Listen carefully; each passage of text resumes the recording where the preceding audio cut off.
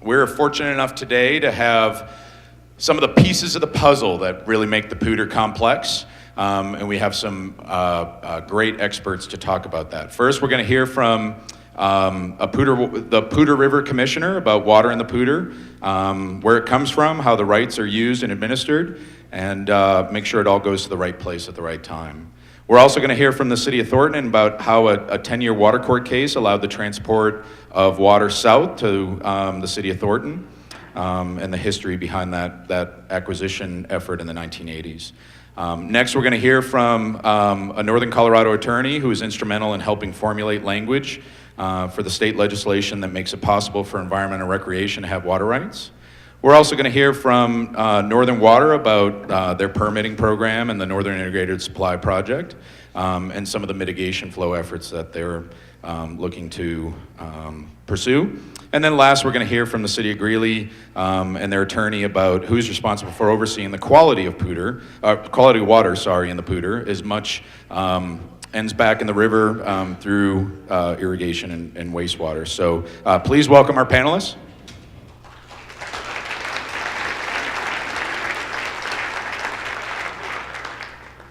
Now, this is something we would normally preface with extensive Water 101, and you'll start to see a theme today that we're going to give you a lot of content in a very short amount of time. And so this is really to spark your interest, start putting the pieces of the puzzle together so that you can go back to your local communities and your jobs and really start thinking about how we can integrate this and really realize that vision that the Pooter groups have been talking about for so many years. So I am the River Commissioner on the Puta River, and trust me, that is a glamorous title for my job.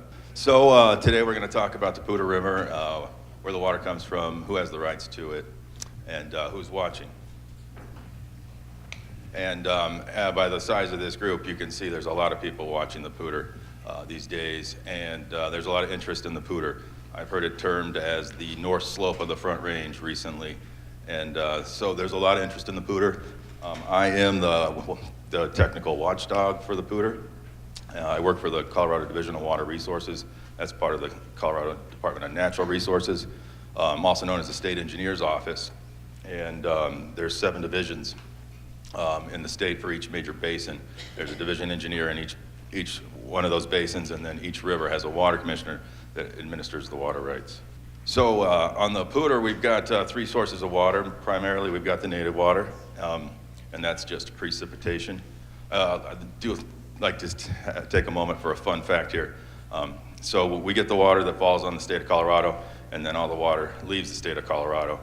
And there's one other state that has that same attribute. Does anybody know this fun fact? Hawaii. Very good. So that's a fun fact there. And then we have CBT water, and we have other transbasin supplies in the Pooter. Here's just a representation of those 3 components. So roughly 65% of the Puta River is native flow from snowmelt and rainfall. Pooter starts up in Rocky Mountain National Park at Pooter Lake at Milner Pass on the Continental Divide. And the flows vary from year to year, and the annual volume is really variable. And here's the proof of that. We can have 700,000 acre feet in a year, and we can have less than 100,000 acre feet in a year. And the average is right there, just under 300,000 acre feet. So the average daily flow, it varies from time of day to time of year. What I'd like to really point out in this presentation is how much water shows up in a very short amount of time. And we get most of our water in just a couple, 2-3 months. And then the winter flows are a very small percentage of the total annual flow. And here's the diagram that shows that. The river picks up in April and May usually, and if we have enough snowpack and enough spring moisture, we can make it to July if we're lucky. This year, the river peaked on May 27th, so that kind of compressed it and shrunk everything down for this water year. Just another representation that we get 75% of our water in 3 months' time. So May, June, and July, I'm a busy person. So we've got the lack of water in the late summer and in the winter, and we've got that variability from year to year on the dry years and wet years. So we got the reservoirs to retime the water. And here's just 3 hydrographs laid on top of each other with a really wet year, an average year, and a dry year. And 2002 was one of the driest years on record. So we also have CBT water, or Northern Colorado Water Conservancy District water. This is the West Slope collection system. Lake Granby on the western slope holds over 500,000 acre-feet of water. They pump that over to Grand Lake, and then it goes through a tunnel to Estes Park and down to the Hanson Supply Canal. So roughly 25% of the Puta River is diverted from the Colorado River via the CBT project. The amount they deliver each year per share varies on what the demands and the supply is each year. So that's why a lot of these numbers are roughly, because everything is just approximate. So the Hanson Supply Canal feeds Horsetooth Reservoir. Horsetooth Reservoir, 7 miles long, holds over 150,000 acre feet.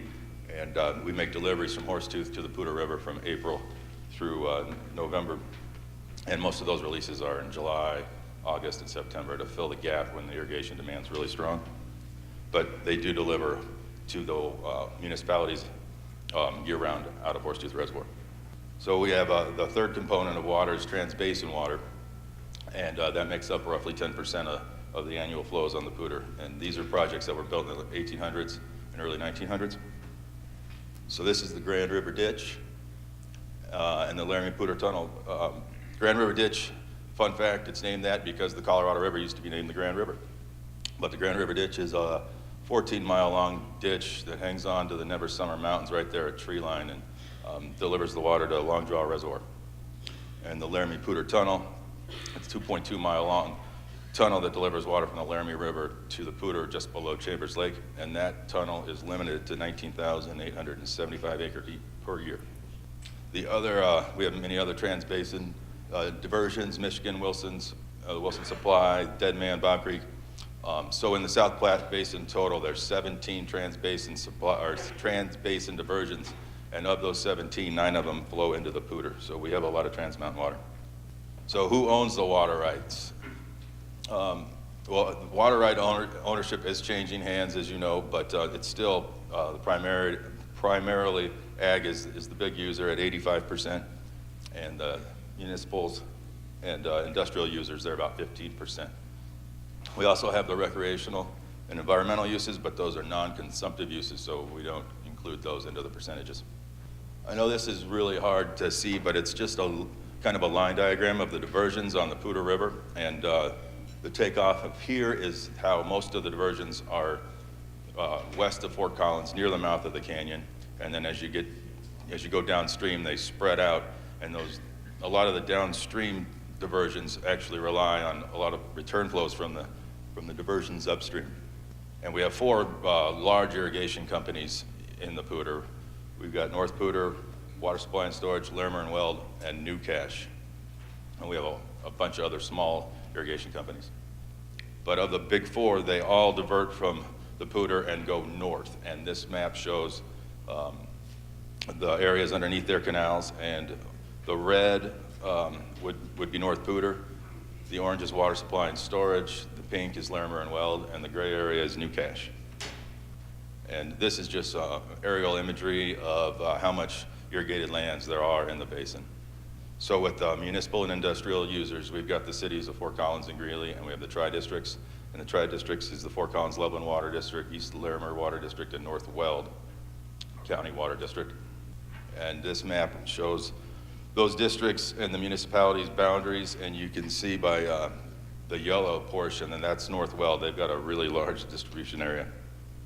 And we have recreational and environmental uses. Colorado Water Conservation Board has in-stream flows, mostly up in the mountains, and those protect those flows from future development. And then we have the recreational in-channel diversions, and those are typically just junior water rights. So how are water rights administered? Well, I just mentioned junior water rights. So in Colorado, it's first in time, first in right, and the water rights that were applied for first got the senior priorities. So the 1860s is the senior priorities. And the water rights in the Puta are assigned a number based on their application date. And for me, I pretty much focus on the priorities 1 through 100 during the runoff season. And if I have priority number 100 or water right or priority number 100 in, then I'm pretty much at a free river condition. I've got enough water for everybody, and then we just start going down from there. And then we've got storage rights too, which are typically junior to direct flow rights, meaning irrigation will call out storage. But typically the storage season is from November 1st through April 15th, but it just varies on supplies and demand. So in the springtime, as the water increases in the river, I've got more water rights that I can get into priority. And as I give those out, the last one I've given out is the first one I take back once the river starts to drop on me. And some years we don't get to priority 100. And those are tough years when the junior water rights don't ever come into priority. So in conclusion, the Puter gets its water from many sources. It's highly variable from day to month to year. Ag is still the primary big user of the water on the Puter. And for many junior water rights, sometimes they won't even come into priority. And rules for diverting and using water is prescribed by Colorado water law. And the Puter Water Commissioner is responsible for managing the working river. Thank you very much. So we're going to pivot now to Emily Hunt with the City of Thornton. Good morning. My name is Emily Hunt, and I appreciate being here. And I really appreciate Sean making it known that I think I represent the other today. So I am the Water Resources Manager for the City of Thornton, and we're your neighbors to the south. And we do consider ourselves a pretty significant portion of the Puta River community. So appreciate the opportunity to be here today and to tell you a little bit about the reason why Thornton is here and the reason why we are considering ourselves partners with you in all efforts that are related to the Puta River. As the program indicates, I'm here to talk about more than a 10-year water court process and a 30-year water project in less than 10 minutes. So I think I can do it. And there's quite a few people in this room that actually have even more history about this project and more information about the water court decree, including Mr. Shimon. So there's a lot of discussion that we can have on breaks if people have questions. But I did want to just start and give folks a little bit of context. What you see on the screen here is a map that's a little difficult to read. It's essentially looking at the Puta River Basin from right about the canyon mouth all the way out to Alt. And Mark mentioned the Water Supply and Storage Company system, and that is the system that Thornton purchased water shares in back in the mid-'80s, and we own just under half of that company. We purchased the water shares as well as the agricultural properties that those shares were being irrigated on. And that's what you see on this map is kind of the scattering of the agricultural properties that Thornton purchased. Some around in Larimer County. I think we own about 1,500 acres of land in Larimer County. But the bulk of the property that Thornton purchased was around the towns of Alt and Pierce. And so in this map, the blue, the green, the red, those are all properties that Thornton purchased during its acquisition in the 1980s.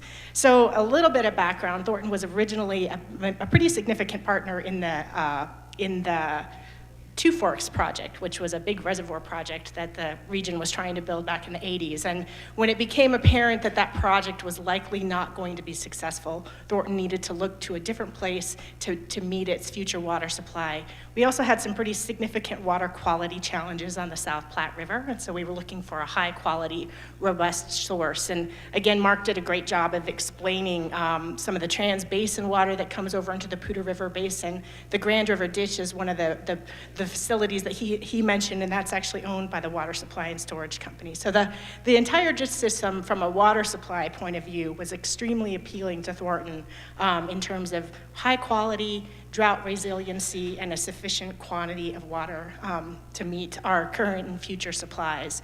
So we acquired these properties as well as the water that went with them back in the 80s. We filed water court applications in 1986 and 1987. I think we had a total of 49 objectors in those water court cases. And then we spent approximately 11 years in water court. We took a trip to the Supreme Court.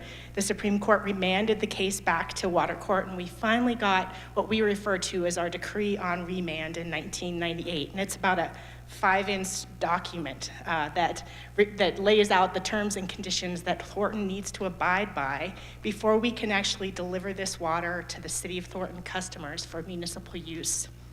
The water court it is kind of a legendary case, I believe. Anybody that goes to law school ends up memorizing sections of what's Thornton v. Bijou or various different pieces of the water court case. And the reason for that is because it really was a precedent-setting case in terms of the stringent requirements that were put upon Thornton in order to make sure that this water was moved to the city without injuring not only water rights holders in the Puta River Basin, not only shareholders in the water supply and storage company system, but it's really one of the first decrees that took into account land stewardship as a part of a potential negative impact of a water transfer like this. And the reason for that was because it kind of came on the heels of some pretty significant municipal or irrigation to municipal transfers in the Arkansas Basin, where some municipalities went down there, purchased some water, took them right off the farms, and there really was no mitigation. So the land had a pretty significant impact because of that transfer, as well as the communities. And so when Thornton was in water court, everybody was very aware of that community-wide potential impact on transfers like this. And because of that, we ended up with pretty strict terms, making sure that our transfer had kind of the most minimal impact that it possibly could. So in terms of injury to water rights holders, I think the decree is actually pretty standard. You know, we have return flow replacements that we need to make. We have to leave ditch losses in the ditch so that other shareholders in the water supply and storage company aren't impacted. We have to make sure that groundwater return flows are met. So typical things that you'll see in any kind of change case. And I didn't really want to talk too much about that today. What I really want to talk about is, again, the land stewardship, because I think that's a really important and unique component of Thornton's decree. So Thornton, as I mentioned, we didn't just purchase the water rights. We purchased the property that was associated with the water rights. So that acquisition was around 20,000 acres of land originally. So instantly in the 1980s, we found ourselves being land stewards. And our decree, luckily, kind of outlines what exactly that means, but we've kind of, over the years of our management of these properties, we've learned a lot. We have an agricultural stewardship office in Alt. We have 3 staff members that work for the city of Thornton, but that live in the area and that are responsible for the agricultural stewardship of all of those properties. So what our decree requires is that, obviously, when we purchased the properties, they were in irrigated agriculture. What we did almost instantly is we turned around and we continued to lease those properties to ag.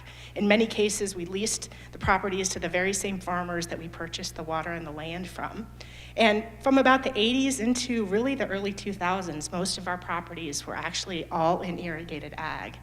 What our decree requires us to do, though, before we can actually deliver any water to the city of Thornton, is we have to convert that property to some sort of self-sustaining use so that we don't just leave a problem with the community or leave a problem with a specific piece of land. So our decree allows us 3 options. We can either convert it to some sort of dry land farming, we can revegetate that property with native grasses, or we can convert it to some sort of non-irrigated use, which in some instances actually could be development. Thornton has chosen to convert our properties to native grasses. And in our decree, we have even more requirements about what happens when we do that. We have to work with the U.S. Department of Agriculture's Natural Resources Conservation Service on seed selection. We've learned a lot about what it takes to remove highly productive agricultural land from irrigated production and turn it into native grasses. For us, it's about a 5 to 7 year process when we don't use any sort of supplemental irrigation to get us there. Once we believe we have a self-sustaining stand of native grasses, we bring the Natural Resources Conservation Service back in.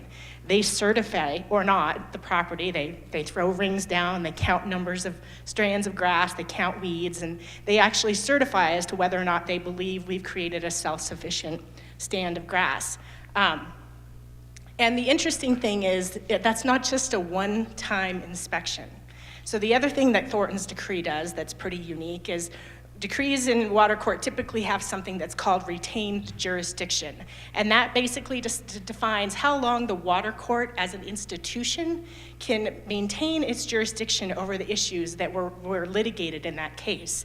And so when we're talking about the revegetation program and the conversion to native grasses, the water court actually retains jurisdiction for 3 years beyond the very last drop of water, essentially, that Thornton brings to the city. So once we are delivering our project in perpetuity, or the entire project, the water court maintains jurisdiction for 3 years beyond that. So for us, that's well into the 2050s. So this is just a photo right here of one of our properties that's been converted to native grasses.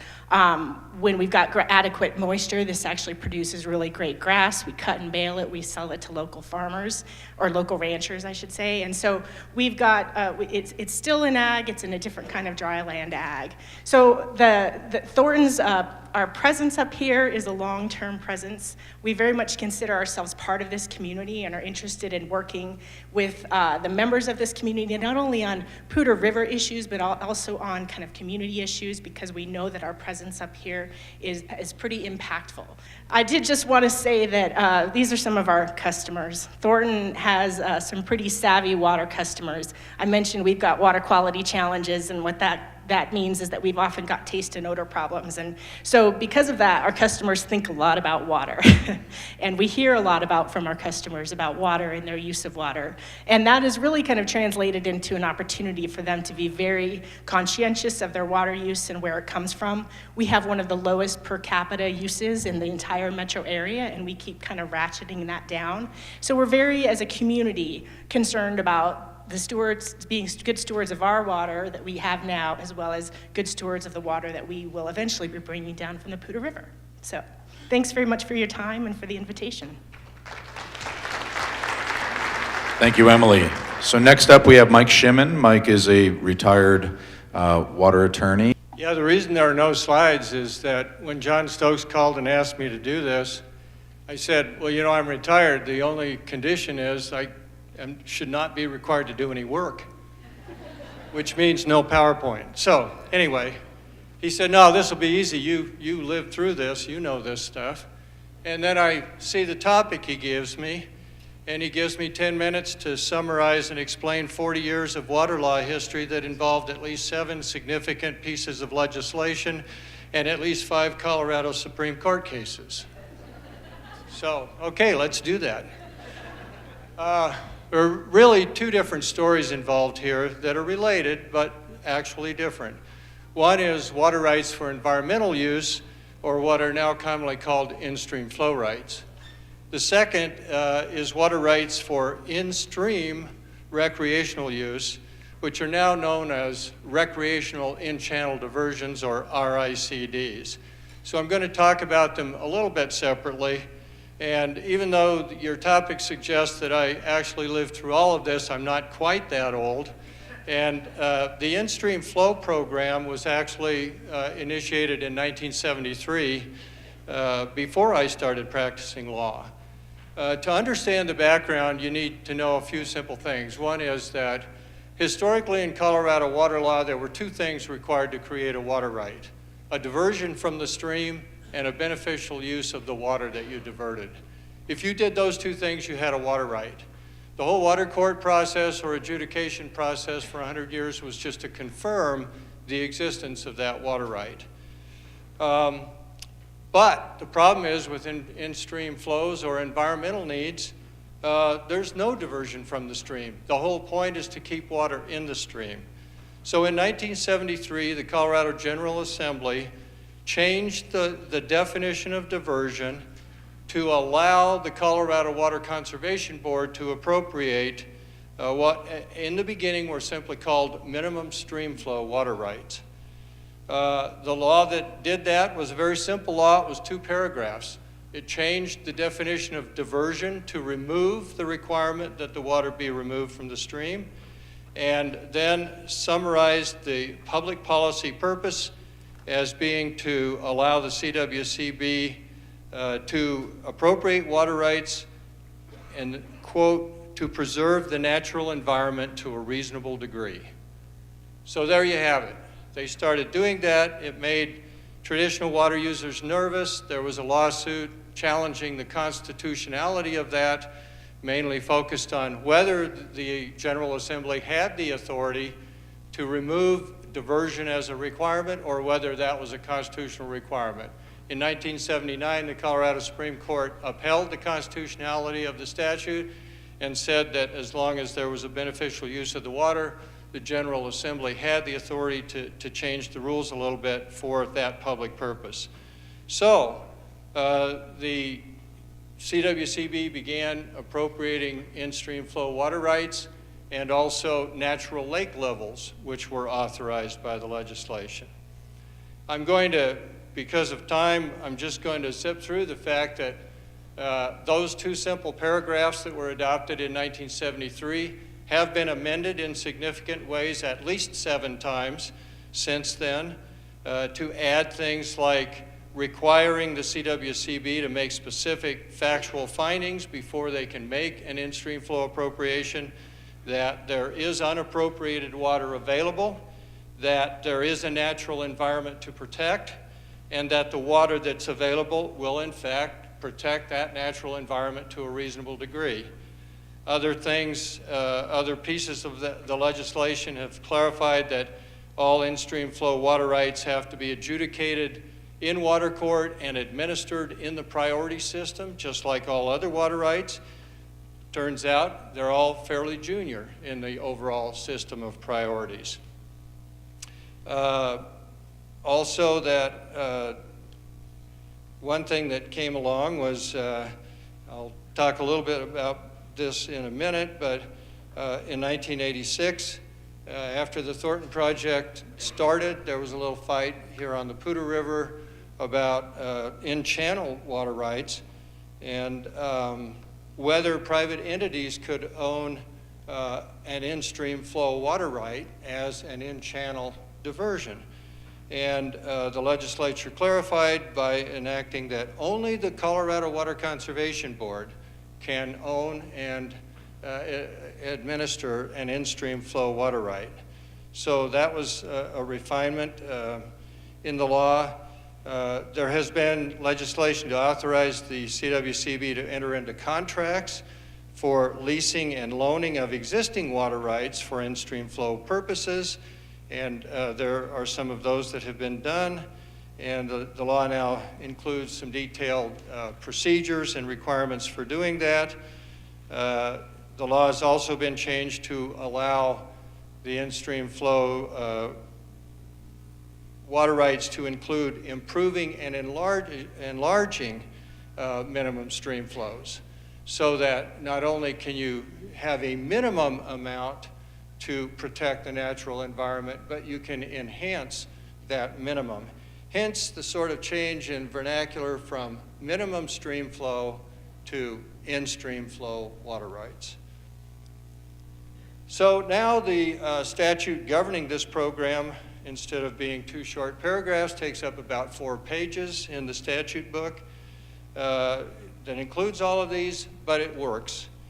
On the CWCB's website recently, it states that in-stream flow water rights have been adjudicated to cover more than 1,700 stream segments and 9,700 miles of stream in the state of Colorado and 480 natural lakes. And they have also completed more than 35 voluntary water right acquisitions to convert to in-stream flow water rights. So it's a robust program, it works, but these are things that can only be held by the Colorado Water Conservation Board on behalf of the people of the state of Colorado. So now I'm going to shift to 1986. Emily talked a lot about one piece of the Thornton project, which was the purchase and change of the Water Supply and Storage Company shares. Another piece that was a major part of the litigation was Thornton's appropriation of new junior water rights and exchange rights on the Puta River. Our firm was first hired in 1986 just after the Thornton project became public, and they said, we are nervous that Thornton is going to try to appropriate all of the rest of the unappropriated water in the Puta River. And the city had been working at that time on a project then called the Puta River Corridor, a system of trails and cultural centers and other things focused on having water flow through the city in the Puta River. And they were concerned that Thornton was going to completely dry the river up, and asked me, is there any way we can obtain a water right to keep that from happening?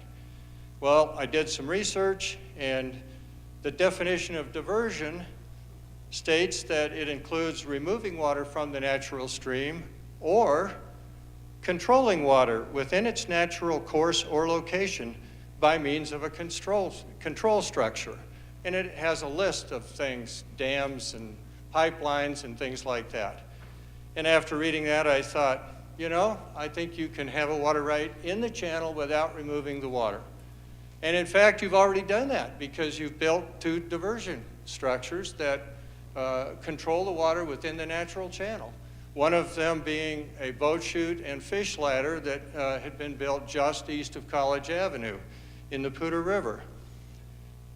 And so in 1986, on behalf of the city of Fort Collins, I filed for water rights, and it caused a bit of a row, you might say.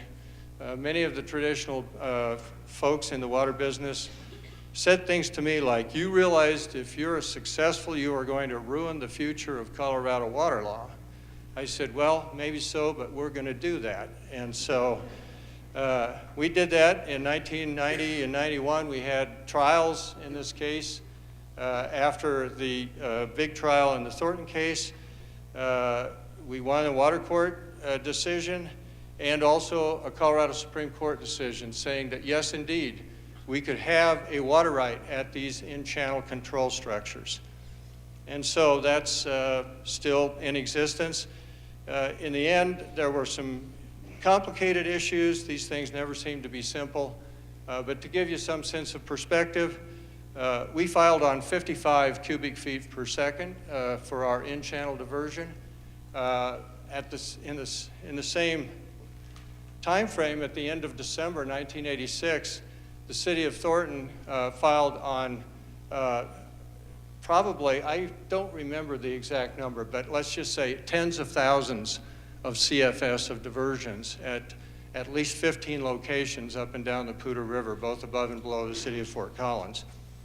So the part of the story that Emily was referring to is, yes, I was one of the many lawyers in the courtroom for many weeks during the Thornton case and other trials that tried to work out the issues of how is this all going to interact. But in the end, the in-channel diversion was successful. To sort of complete the rest of the story, after that case was decided, other cities got interested. The construction of boat chutes, kayak courses and such became very popular. People started filing on in-channel water rights for those facilities. The biggest one I knew of was for 1,200 CFS. And so the legislature has since amended the statute several times to specify and limit that recreational in-channel diversion water rights can only be held by governmental entities to prevent some kinds of mischief from happening. And there are a lot of detailed provisions in the law that include recommendations being made to the water court from the CWCB when RICDs are adjudicated and things like that. So let me just wrap up by saying that after 40 years and legislation, Supreme Court cases, and all kinds of fun that lawyers have, I can answer the question in my topic and say that yes, indeed, carrots, cattails, and kayaks can coexist, and they can all have their own water rights, but it is sort of complicated. Thank you. Ready? We're going to pivot now to Jerry Gibbons with Northern Water. Jerry, take it away. Thank you, Sean. Good morning, everyone. I'll be talking to you today a little bit about our Northern Integrated Supply Project, and more particular, some of the mitigation commitments that we've developed through the many processes we're involved with. And as I was putting together this presentation, as any good engineer would do, we pulled out an old presentation and said, let's start with that so we're not reinventing the wheel. And I noticed that our most recent presentations show an engineering rendering of Glade Reservoir there. And I thought, gosh, in this forum, do I really want to show a picture of a dam? We're supposed to be talking about a healthy Puta River, and I'm going to show a picture of a dam that would hold 180,000 acre feet. That's probably not right. My PIO would probably hang me if I did that. But as I thought about this more, this is exactly the story we want to tell. We want to tell the story about how NISP and the Northern Integrated Supply Project and the NISP participants have really worked through a process to develop a program here that will result in what I'm going to call a healthier working Puta River. So I'm going to flip to the second slide, which are the more pretty pictures of the Puta River. This happens to show the Puta River. I think I took these a couple of years ago. This is just east of Lincoln Street, just east of Ranchway Feeds, shooting to the east. And that picture, the upper picture on the left, shows a picture of the Puta River at 8 CFS. This is at some point in the middle of the summer, but that flow is 8 CFS, and you can see what the Puta looks like there. The bottom picture on the right is the Puta at about 54 CFS. I think that was taken about a month later. One was taken, I believe, in June and one in July. And as one of the things we've tried through this project to document is how will these flows really improve the river? How can we show that? We can talk a lot about numbers. And at first I looked at these pictures and thought, well, geez, it doesn't look that much different to me. Are these flows really going to make a difference? But when you sit down there and study those, and I know it's a little bit difficult for many of you to see this, but when you look at those pictures, the difference between 8 CFS, and to give you an idea, 8 CFS in this reach of the river happens about a third of the time during a normal summer. That's how low the flows get. If you look at the difference between that picture on the upper left and the picture on the bottom right, there's a significant difference. You can see, for one thing, the flow is, or the depth of flow is over twice as much, so you're going to end up having much more fish habitat. You're going to have a cooler channel. Lower depths in a channel usually result in warmer flows. And you also see flow that's actually moving. That means more dissolved oxygen. That means better habitat for aquatic species. That means better habitat for several of the organisms that live within that biosphere there. So I'm going to start, if I can, for the purposes of time, how many folks have not heard of Glade Reservoir or the Northern Integrated Supply Project? All right, it looks like I don't need to spend a whole lot of time on this slide. To give you an idea, Glade Reservoir in the upper left-hand corner, just to reiterate, that's an off-channel reservoir of about 170,000 acre feet. Would be filled from the diversion from the Puta River, the Puta Valley Canal, which is that first diversion structure you see at the mouth of the Puta Canyon. That would be enlarged and modified to accommodate additional diversions. That reservoir would be about the size, a little bit bigger than Horsetooth Reservoir. Horsetooth Reservoir is around 150,000 acre feet. The second piece of the puzzle, and that reservoir water would be used from both the South Platte Water Conservation Project and what we call a junior water right, a 1980 water right that would divert flood flows from the Puta. The second part of the project is the South Platte Water Conservation Project. We would divert water out of the South Platte River, pump that up to Gailton Reservoir, and then feed the bottom ends of two of the large irrigation projects you've heard of today, Larimer and Weld and New Cache systems. Supply that water from the South Platte and take an equal amount of that water back into Glade Reservoir. So the flood right is about half the water supply for Glade, and the South Platte Water Conservation Project is the other half. Also wanted to iterate that this is completely a participant-driven project. For all of you that live within Northern Waters boundaries, known real property, which is probably a majority of the people in this room, you do pay a 1 mil ad valorem property tax to Northern Water for operation and maintenance and repayment of the Colorado Big Thompson project. That tax money is not used for this project. This project is driven by its participants. They fully recover all costs incurred by Northern Water for development of this project. The project consists of 4 rural domestic water districts and 11 very rapidly growing communities in northern Colorado that are behind the project. I was talking with our project manager the other day, and it looks like the participants have spent to this date approximately $40 million in the development of this project and have not seen a drop of water out of that yet. So it goes to the level of study, the level of permitting that we put forth for this project. And as you can guess, several of the communities that are involved in this project, several of our participants are the fastest growing communities in Colorado. In fact, three of the three fastest growing communities in Colorado, Erie, Windsor, and Firestone, are all part of this project. So I'm going to talk a little bit about the history. You've heard a lot about history today, and the history really informs how water development is occurring today. We filed the initial water rights in 1980 and went through the Water Corps process to adjudicate those junior water rights. But interestingly enough, Emily kind of stole my thunder here. The big change in how you develop a water project in Colorado and throughout the western U.S. occurred in 1990 when the EPA vetoed the Two Forks project. That did a couple things. One, just like Emily mentioned, it forced water users to go out and find the next best available water source. And by and large, that was dry up of irrigated agriculture. That occurred not only in the South Platte Basin, it occurred down in the Arkansas Basin where I'm from. If you go down to Crowley County, that entire county has been dried up through the transfer of water from irrigated agriculture for municipal use. The other thing that decision said is that you, water users, you're not going to develop projects like you have in the past. We had gone down the road just like we have done historically. A big dam, it's going to be on channel, it's going to have good hydropower, going to store a lot of water and deliver a lot of water. Basically, that veto came back and said, you know what, that's not going to work in the future. And so that really caused us to go back to the drawing board and reconfigure a project that we felt that we could take through the permitting process and actually develop basically a 21st century water project or a smart water delivery project. So since 2004, we've gone down the process of compliance with the National Environmental Policy Act, NEPA, primarily through development of an environmental impact statement. We've been in that process for 15 years. Last year in 2018, the Corps of Engineers did release a final environmental impact statement. I'm sure you've all seen that in the paper, and I'm sure many of you commented on that.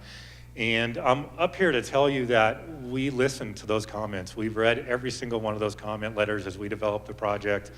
The project has taken very different forms as we've gone through the years based on public comment, based on environmental stewardship. It's become really the mantra of this project.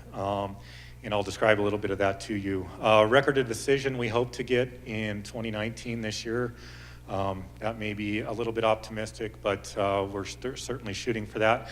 We're also in the process of local permits, not the least of which is the 1041 process through Larimer County. We're developing an IGA in lieu of that 1041 process, as well as many other permits that will be required as we develop the project.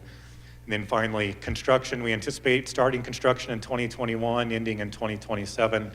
For those of you that know the area where Glade Reservoir will be situated, the very first construction project out of the box is relocating US Highway 287 off to the east, and then that would clear up the area there at Glade Reservoir for us to develop the project. So when we went through the process for developing our mitigation, and I'm going to talk specifically about the state Fish and Wildlife Mitigation and Enhancement Plan.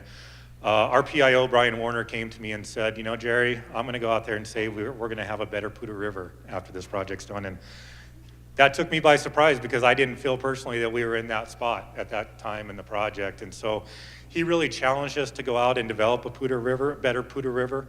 And I'm comfortable coming up in front of a group like this and saying that we feel that we've gotten very close to that. I know there will probably be some disagreements. We've got dedicated in-stream flows. We've got a lot of things we developed through the mitigation project to make it a better Puta River. I'm going to talk about one of those in particular. We've developed what we call our conveyance refinement, and that's engineering speak for some low flow commitments where we'll make releases out of Glade Reservoir into the Puta River, 18 CFS in the wintertime, 25 CFS in the summer. That water will flow from Glade Reservoir, right at the mouth of the Puter Canyon, down to about Mulberry Street. Well, we'll divert it back out and deliver that water to our participants. That we feel is a significant improvement to the river. You saw the picture I put up there before. It doesn't take a rocket scientist to know that a dry stream bed does not produce a good aquatic habitat for fish. And what this will do is it'll eliminate dry up points. Dry up points currently occur, and this is a dry up of the river based on our current our water allocation system. Those agriculture and municipal diversions are allowed to fully divert their water right. But what this will do is flow by those diversions, water that stream up for 100% of the days in the year. So we're eliminating those dry up points. We'll also have flows greater than 20 CFS. So flow that actually is flowing down the river and producing aquatic habitat, that'll increase from about half the days of the year, to about 90% of the days in the year. And we feel with some other things that are going on, that'll significantly improve beyond just those 90%. So with that, my last slide is going back to that picture that I didn't put on the cover. I feel this photo shows where we can get. It shows how we can use this project to develop a better Puta River, to really meet the goals of that working river that we all know and love. Thank you. So next we have Jere Swanson with the City of Greeley. Yes, my name is Jere Swanson. I'm with the City of Greeley, and when I was first presented with this question of who's responsible for water quality, I sort of got hung up on one word, and that word is responsible. And the reason why I got hung up on the word is because I wasn't exactly sure what it meant. So I actually had to look up the definition. And the definition of responsible actually has two definitions that I thought actually really helped explain and sort of frame the issue that we have with water quality today. And that is, one definition is to be the cause of something, and the other is to be the obligation.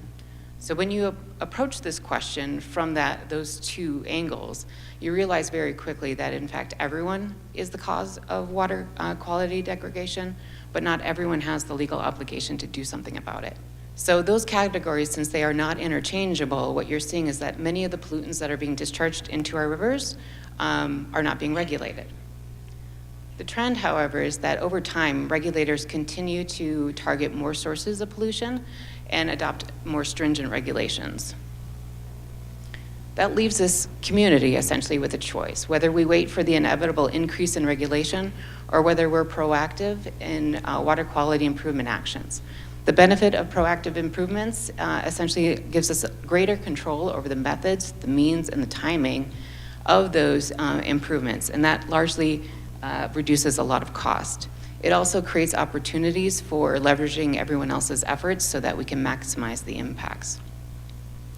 To understand, actually, though, how we got to this place, I'd like to back up and sort of describe very quickly two pieces of key legislation that sort of drive this conversation. And the first is the Water Pollution Control Act, the Federal Water Pollution Control Act, often known as the Clean Water Act.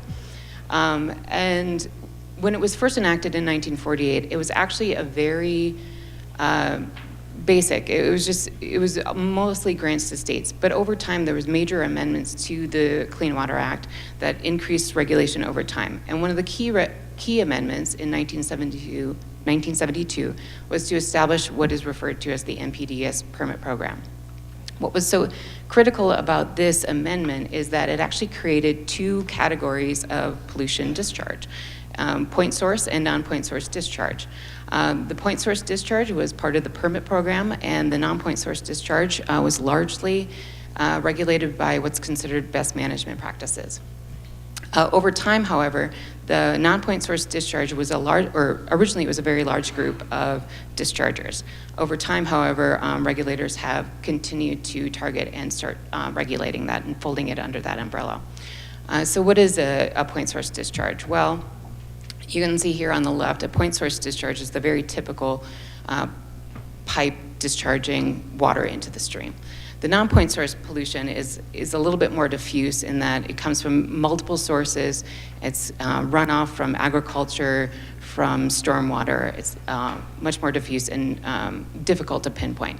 Now, the Colorado Water Control Act also factors into the debate we're having currently with water quality. And I find this act to be a little bit more interesting in that it was first adopted in response to Congress's amendment to the 1965 Clean Water Act, which required states to adopt water quality standards and a plan for enforcement. So, in 1966, Colorado adopted the Water Quality Control Act, and then also made a very strategic policy decision. And that was essentially that they decided that water quality was only to be advanced within the context of prior appropriation. So what that meant is that they decided specifically not to consolidate the authority to regulate water quality as well as the quantity of a water right. And what that essentially did is it made water quality essentially subordinate to the exercise of a water right. So what does that mean? Essentially, federal and state regulators are constrained in achieving their water quality goals. Many of the pollutant discharges are currently remain unregulated, and water quality enforcement is often subordinate to the exercise of water rights. What that means to municipalities, however, is that they often must weigh conflicting interests. Most municipalities have both water rights, but also have an interest in their water treatment plants. So they often have to weigh those competing interests. So what's an example of that? This is a map of the Puta River basin, and what you're seeing is the stream here, and it's carved up into what's considered stream segments. So when a discharger, meaning a water treatment plant, comes online, it will often have to apply for a discharge permit. And that discharge permit will contain water quality-based effluent limits. And those limits are largely determined based on the quality of the receiving water. So what does that mean? Well, essentially, the state sets water quality standards or has a process for setting water quality standards. And they'll set statewide quality or statewide standards, and those statewide standards essentially apply to all waters. But they also have a category called site-specific water quality standards, and those are based on the basin. And so what they'll do is they'll go in and they'll look at a basin like the Puta here, and they'll identify stream segments, and each stream segment is then analyzed for its beneficial use. So they will look at a segment and say maybe it's up near Cameron Pass, it's going to be more cold water fishery, clean water, drinking water standard. And so they're going to set that classification.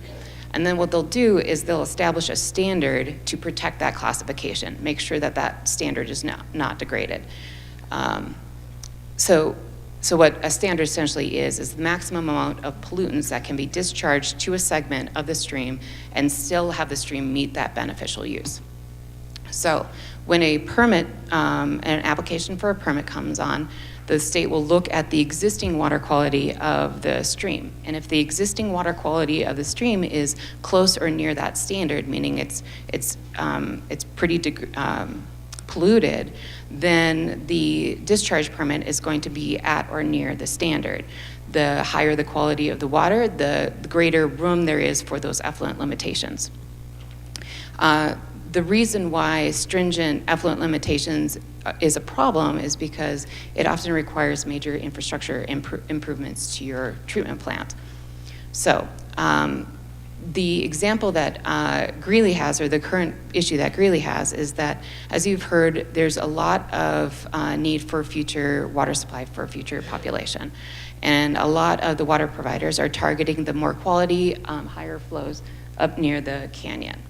And once those waters are developed and those flows are taken out of the river, essentially the flows are reduced and they're no longer making their way down towards the confluence, which is where Greeley's wastewater treatment plant is.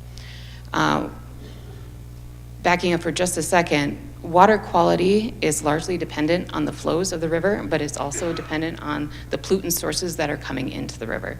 So as you heard earlier, a lot of the upper segment of the Puta is comprised of snow runoff, but towards the lower ends, you can see that a lot of the portion of the river is going to be comprised of return flow effluent from plants, as well as irrigation from those major ditch systems, and of course precipitation and runoff. What that means is as you go closer to the confluence with the South Platte, the water is more degraded.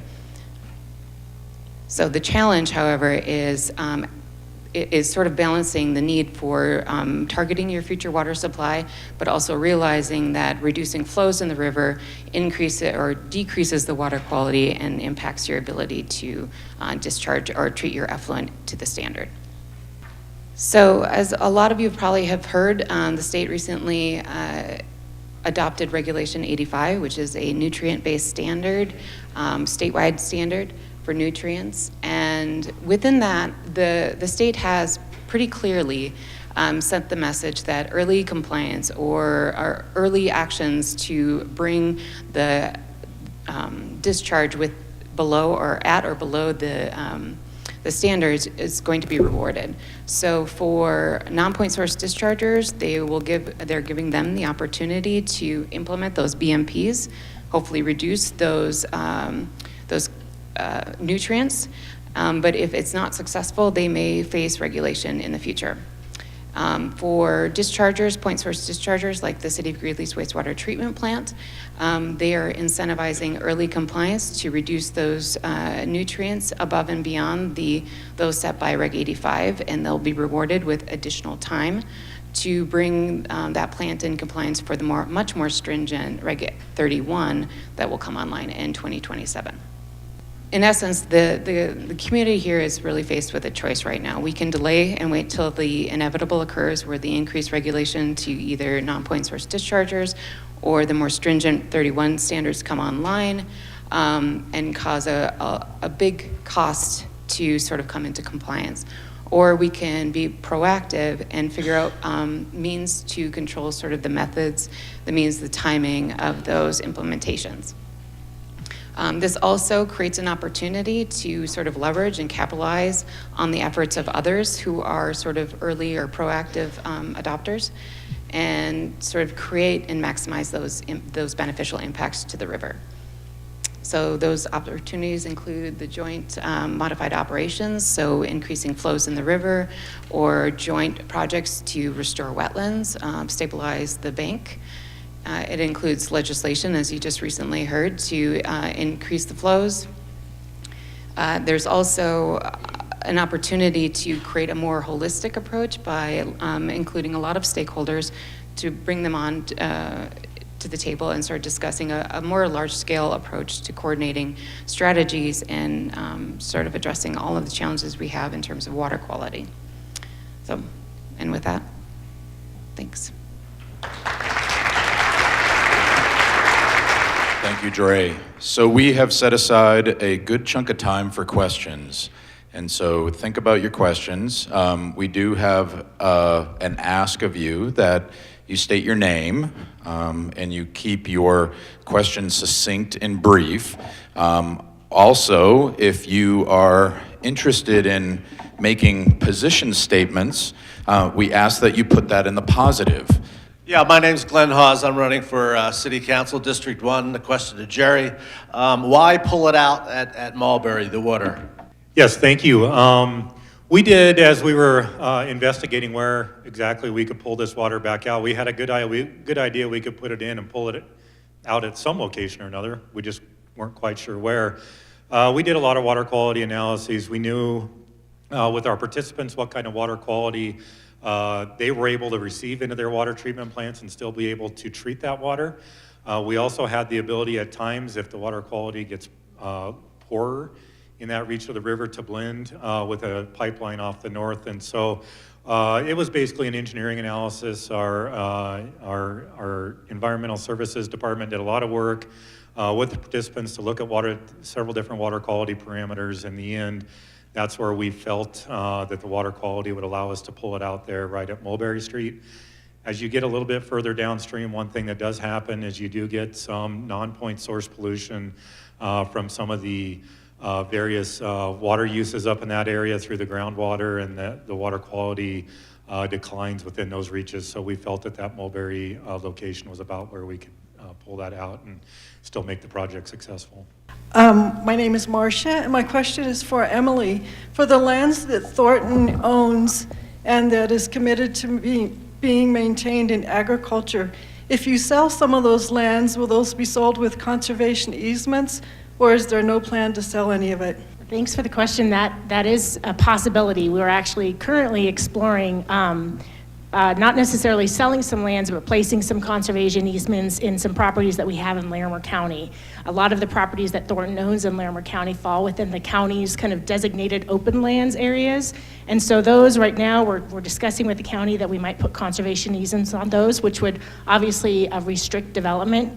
As we move out into Weld County, we are actually just starting this year a planning process of what the future use of those properties is going to be. And we want it to be a very community-based planning process so that Thornton isn't up there master planning a community. We want to hear from the community, from the local governments, from all of the interests in the areas, what is the best ultimate use for that property. In some instances, we're actually exploring having some public hunting. We'll have some recharge ponds, which might allow for some wetlands to be constructed. So we're open to what the ultimate use is. Thornton obviously needs to be able to move the water off that property down to Thornton, but what the end use of that property is, we really want the community's input so that we can kind of help the local areas kind of meet their development goals. Hi, I'm Dolores Williams. I live in Fort Collins, long-time tenant. I'm not tenant. I live here since 1962. I have 5 quick questions. One, we're supposed to be preserving the natural, reasonable river. The peak flow in through Fort Collins now is needed to clean the channel. And if they take the peak flow to the Glade Reservoir, this won't happen. And if we keep all the water in the river as possible without destroying it, it will increase the quality. Therefore, taking from the river this is for Thornton, where the 100 farms were mostly bought, is after the Windsor exit. And I'm just saying that, is there a limit? Is there a limit to how many people, houses, we can possibly provide for? And my small little thing is, I live right by the river and I go down there often. One summer I went down there and there are these 2 ducks and they swim a while and then they have to walk on rocks and then they swim a little more. So that picture is not quite right. I can promise you I saw these ducks that couldn't swim through. And this was right by Martinez Park. So I wish we would be thinking a little bit about global warming, and we're gonna have to, one time, stop putting these acres of houses, because there's only so much water in the river, and I don't want you to kill the Puta River. Thank you. Does somebody want to take that? And we do have some other presenters who are going to touch on some of those topics. I heard some questions for Thornton in there, so I might not have gotten to all of them, but we can definitely chat offline if I missed anything that you wanted to hear the answer to. We really are struggling with trying to balance all of the competing interests that you did a really nice job of describing. We've got a growing state. The entire state is feeling the pressures of growth. We've got potentially climate change that's it's impacting our water. It's impacting the timing of flows. It's impacting the amount of flows. We've got water quality challenges. All of those things, we've got changes to the agricultural community. And so what Thornton is trying to do is we're really trying to balance all of those competing needs. Obviously, our priority is making sure that our citizens have water quality that is protective of public health. And because of that, that's why we are looking to maintain the point of diversion high in the river as part of the system that we originally bought. But we don't think that's an all or nothing solution. We also are partnering with making sure that there's additional water put back into the river. As you may know, Thornton's water has actually been diverted from the river for over 100 years. It's been used to irrigate those farms. But what we are planning on doing is adding some water to the river as part of an in-stream flow program that Mike kind of described. Similarly on the ag side, we're just really trying to balance these competing demands. And so understanding that that an all or nothing solution, it probably doesn't, it doesn't meet everybody's needs. And so we want to stay at the table. We want to continue to understand questions like this from the community that we're impacting, and just try to find some ways to create a balanced approach so that we can have all of these needs met. And I share your concerns, and I share your values. So I'm going to hand it over to Jerry because I think he's eager to say something. Yeah, I'll try to unpack at least one more of those comments and questions you had there. One of the things I didn't get a chance to describe in my short 10 minutes up there at the podium was our peak flow mitigation program. And that's a comment we received throughout the process, especially in the last few years as folks started looking at how NISP operates. We do divert during flood flows. We would divert a good chunk of water. We'd have the ability to divert up to 1,200 CFS, which is a large portion of the water that would flow in the river during those flood flow times. And so as we worked through the process with Colorado Parks and Wildlife, we developed what we call our peak flow mitigation program. During the peak 3 days of very wet years, we would leave all the flow in the river. We would not divert during those 3 days. And during the remainder of those years that aren't those very wet years, there would be various degrees of flows that we would leave in the river. So over 90% of the years, we would leave some portion of the peak flow in the river. And you're exactly right, that peak flow serves a very valuable purpose in the river ecosystem. It moves sediment around, it picks up and places sediment back down for spawning of aquatic species, allow them their spawning beds. And so that was something that came out of all the public comments that we received through the processes that we worked through in the Fish and Wildlife Mitigation Plan. And really is it's one of the first of its kind in the state of Colorado on leaving peak flows in the river during those peak flow times. Okay, this question is primarily for Mark and also Jerry. It's about NISP. So you said that you deal with priority 1 to 100, and 100 was it in 1881, the water right? So, and then you said after that, if there's no water, there's no water to divert. If in low flows, there's no water to divert, those people are kind of SOL. So what happens with NISP, which is a junior flood right, when the future of water says that our snowpack is going to be very low, by 2050, and these communities are going to grow. So how is that going to work if there's no water in the river and drought or climate change with such a junior water right? What will happen? What are you going to do? These communities, Windsor's growing at 36%, and it's based on this junior water supply. So can you address that, please?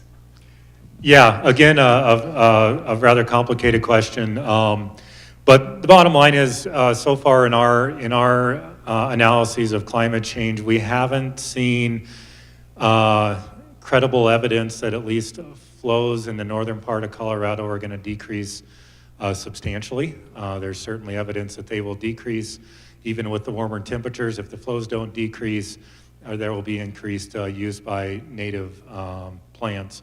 But we certainly don't see getting to the point where there's no flood flows left. In fact, if you look at a warmer climate, there may be more rapid snowmelt, and there may actually be increased flood flows, simply because you have a much higher and accelerated warm up of the temperature during the spring events, and you get more water in the river on top of some potential rainfall events. So there will certainly be changes on how projects are operated with climate change and how the rivers behave. However, we have enough confidence in looking at the historical stream flow as well as stream flow under some of these climate change projections to believe that we do have a robust and reliable water supply for the project. Well, what if we don't? The question is, what if we don't? Well, that's a risk the participants are going to need to take. As life is full of uncertainties, water development is full of uncertainties. Even if we got to a point where the river was half of what it was, let's say that the river was 50% of what it was, that would be very extreme, but could happen. We still have the South Platte Water Conservation Project, in which we would developed flows out of the South Platte River. The South Platte River is primarily a return flow fed system. So there will always be those return flows in the South Platte River. We still have over 50% of our water supply available to store in the river. And so those are discussions that we have with the participants. We feel confident that we still have a reliable water supply. I believe the participants still feel that they still have a reliable water supply even with some of the climate change effects we see happening. My name is Adam Jokas. This question is for Mark since he got to pass on that last one. Mark, my question for you is, with dozens of diversions, thousands of acres under irrigation, all these different municipalities, I'm assuming you either don't sleep, have a crew of 20 folks working for you, or get a lot of collaboration and cooperation from the other water users in the basin. Could you talk to how you work with all of us in operating this river? Yeah, I am a kind of a one-man show. I got one assistant. We've got a big area. We've got a big river. We've got a lot of water. And I will say that without the relationships and the cooperation with the water users, my job would be very difficult. And even the fact that the water users cooperate amongst each other, not only with me. So that really helps. The Pooters had some good relationships. They've got the Water Users Association. And I think it's a good group that sees the benefit of working together and helps make my job a lot easier. So we are going to head to a break. Please thank these wonderful experts.